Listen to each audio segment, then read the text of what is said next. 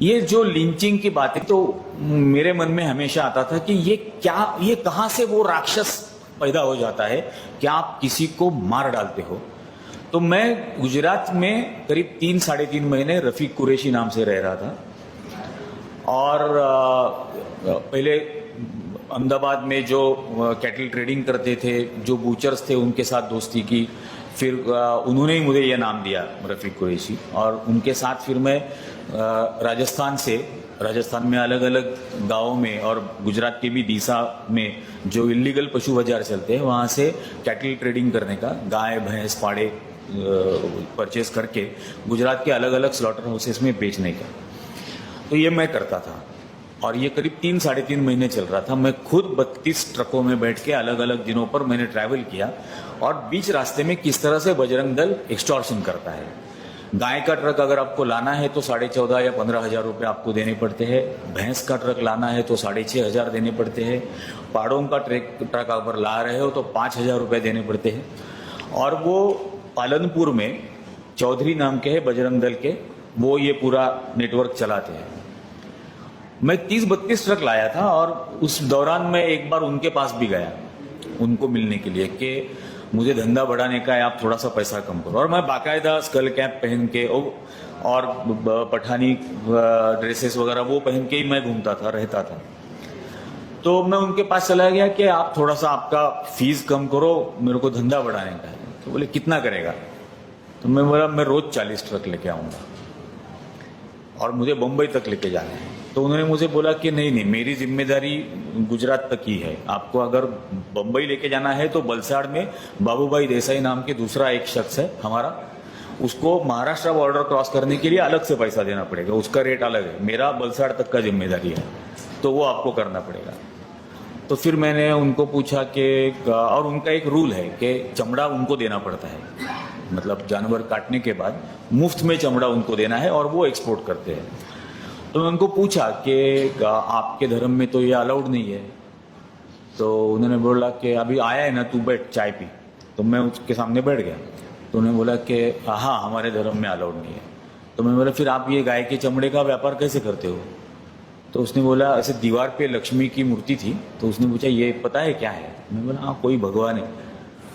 तो उसने कहा कि मैं इसकी पूजा करूं या चमड़े की पूजा करूं? तो मैं बोला साहब फिर हम भी तो वही चाहते हैं, हमको 2 पैसा मिल जाएगा, अगर आपने हमको थोड़ा पैसा दिया तो हमको भी 2 पैसा मिल जाएगा। उसने कहा कि तुम्हारा पेट भरने के लिए जितना काफ़ी है उतना मिल रहा है ना, उससे ज़्यादा जो है वो हमारा है।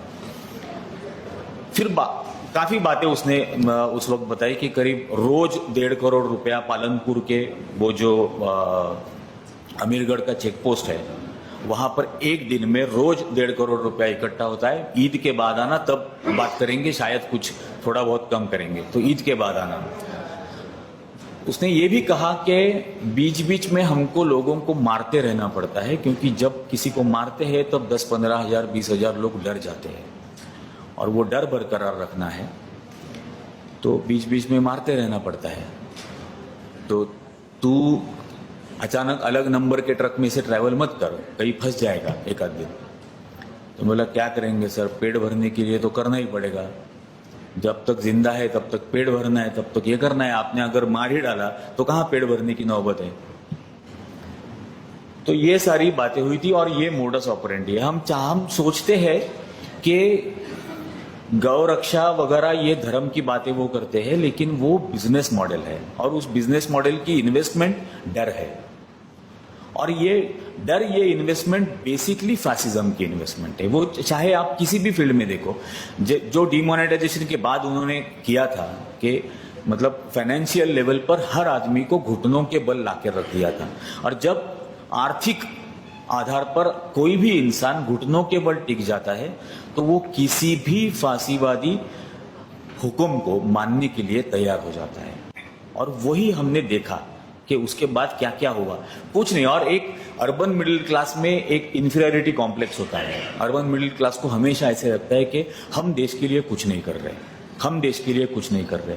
तो उनमें ये वहम पैदा कर दिया कि आप लाइन में खड़ा रह के देश के लिए बहुत कुछ कंट्रीब्यूट कर रहे हो, और वो खड़े हो गए।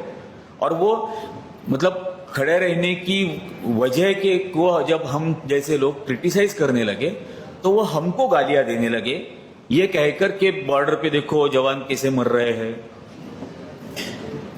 हम 4 घंटे लाइन में खड़े नहीं रह सकते क्या। और ये बेसिकली इसलिए होता है क्योंकि उन्होंने उनका जो इंफीरियरिटी कॉम्प्लेक्स है उसको ट्रीट करने की कोशिश की, उसको एड्रेस करने की कोशिश की, और इसलिए ये पूरा बेवकूफ अर्बन मिडिल क्लास उनके पीछे दौड़ रहा था। लेकिन ये जाकर कभी कोई देखता नहीं है कि वाकई में ये क्या हो रहा है, ये किस तरह से